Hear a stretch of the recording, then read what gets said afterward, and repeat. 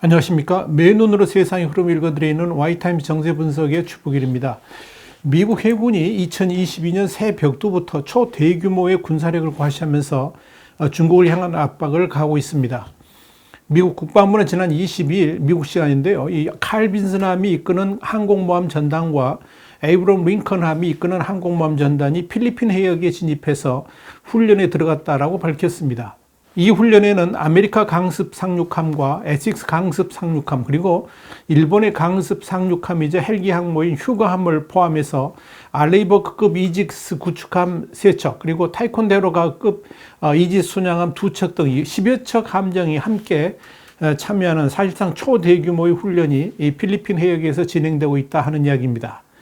미 해군의 USNI 뉴스가 24일 미국 시간인데요. 이 USNI 뉴스가 밝힌 이들 함정의 위치를 살펴보면 지금 지도를 보시죠.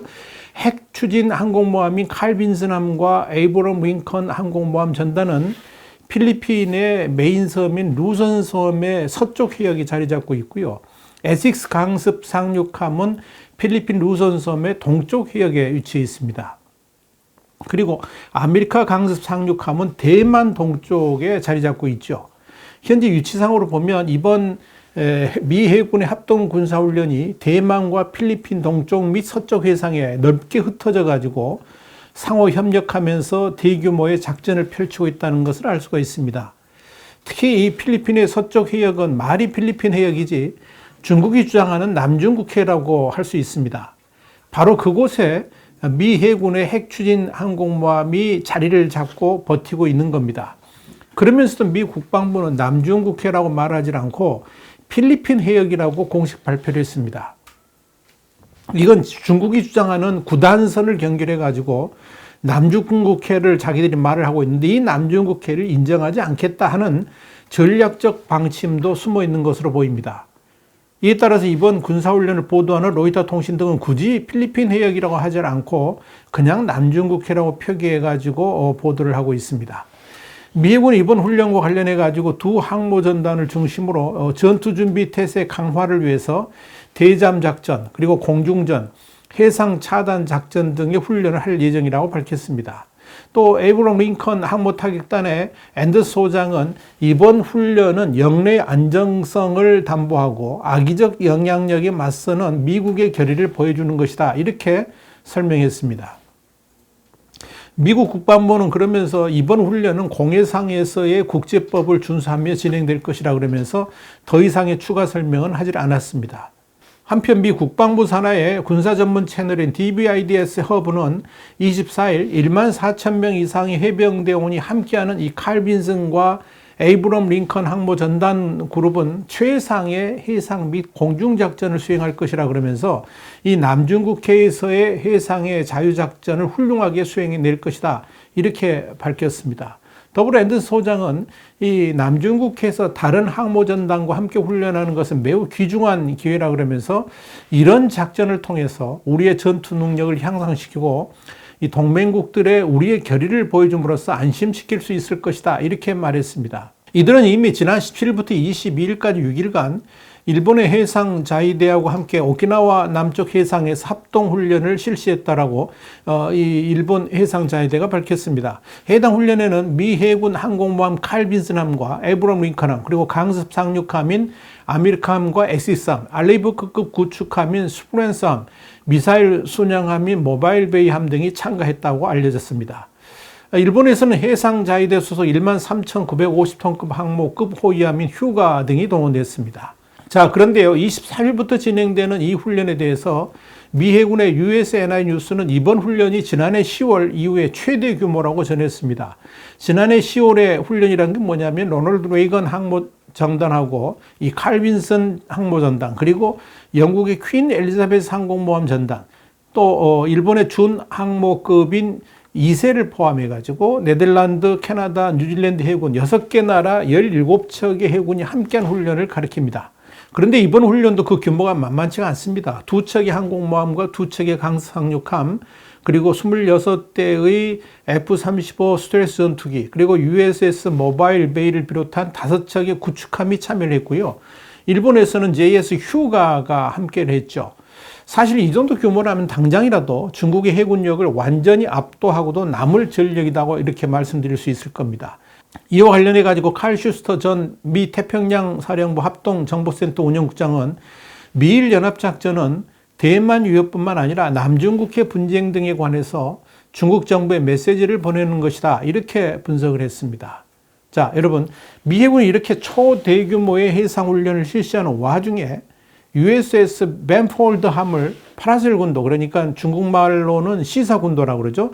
이 해역으로 보내가지고 20일 항행의 자유작전을 동시에 실시했습니다. 이 지역은 베트남도 영유권을 주장하고 있는 지역이죠. 중국이 특히 민감하게 반응하는 곳인데 미 해군은 이 지역에서 중국의 소유권을 무시하는 항행의 자유작전을 실시한 겁니다. 이 벤폴드함이 이 지역에 나타나니까 중국도 한국도 즉각 반응을 했습니다. 중국 해군은 PLA 타입의 054 프리킷함을 보내가지고 벤폴드함을 추적했고요. 항행의 자유작전을 방해했습니다.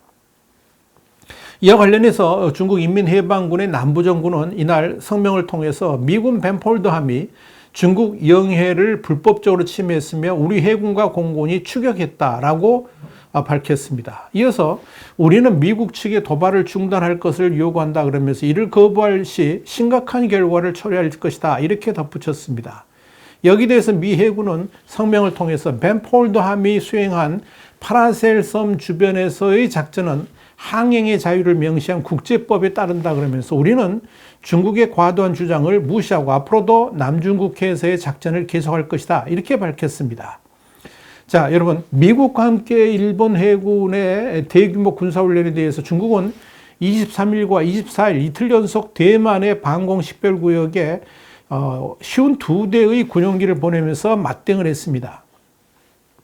대만 국방부에 따르면 24일 오전 J-16 전투기 8대, H-6 폭격기 2대, J-16D 전자전기 2대, Y-8 대잠기 1대 등 13대의 중국 군용기가 대만 남서부 ADG에 진입을 했습니다. 그 전날에도 J-16 24대, J-10 전투기 10대, Y-9 통신 전투 대항기 2대 같은 이런 39대가 ADG에 들어왔었습니다.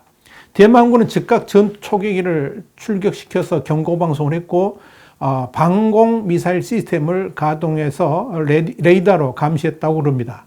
이와 관련해서 싱가포르 라자라트남 국제문제연구소의 콜링고 연구위원은 이 CNN 방송에 이런 말을 했습니다. 이번 무력 시위는 대만 정부를 기선제압하려는 중국 정부의 의도임이 명백하다 그러면서 특히 미국과 일본의 연합 군사훈련에 대항해 대만에 영향을 미치려 한 것으로 보인다라고 분석했습니다.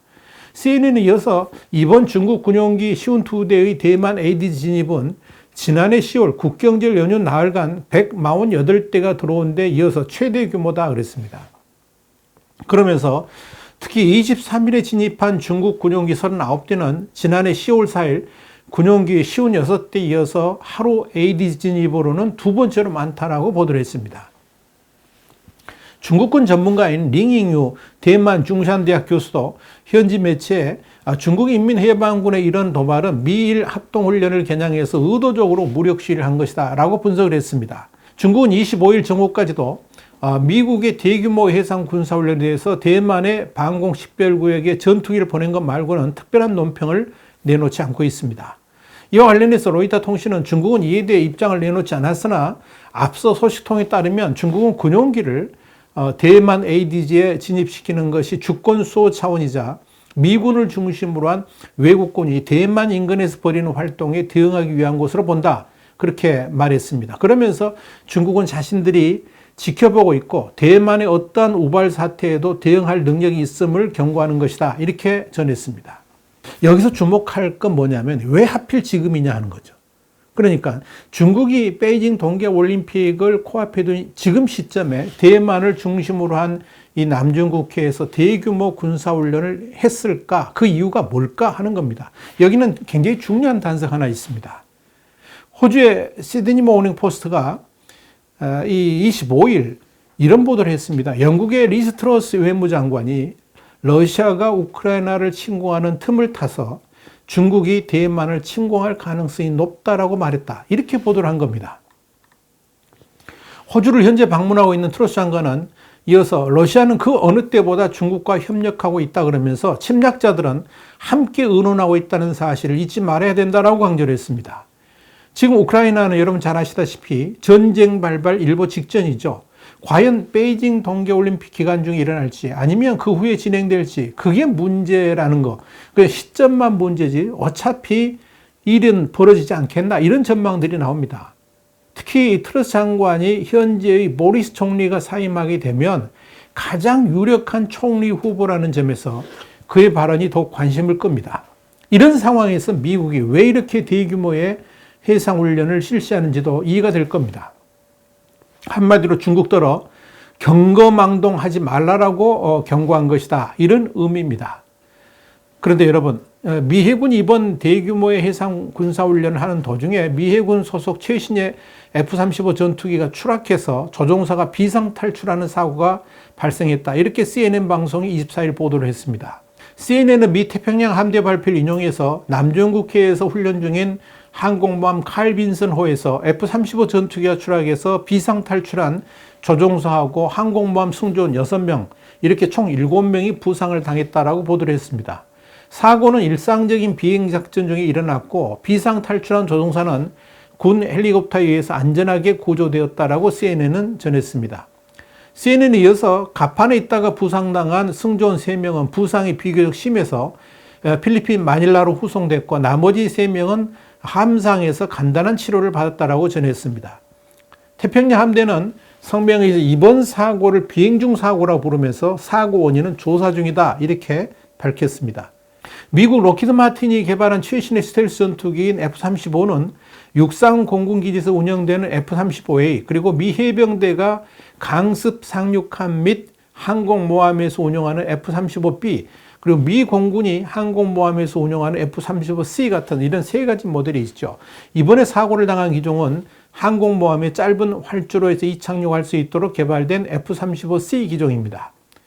자, 여러분 이렇게 동아시아에 배치된 항모급 전단들이 총출동해가지고 해상훈련을 펼치고 있는 가운데 USA NI뉴스는 24일 7함대 소속의 핵추진 항공모함인 로널드 레이건 함은 일본의 요코스카 항에 그대로 정박해 있다라고 전했습니다.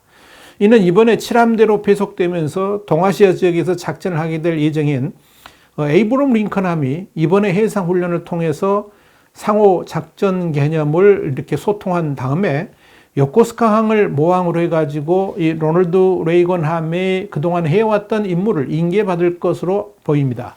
미 해군 당국은 로널드 레이건 함이 미국으로 귀환해가지고 업그레이드 작업을 실시하게 될 것이라고 밝힌 바 있기 때문에 이 에이브럼 링컨 함이 남중국해에서 훈련을 마치고 돌아오는 대로 본토 기지로 돌아가게 될 것으로 보입니다. 우리 와이타임스 계속 추적하면서 여러분께 전달해 드리겠습니다.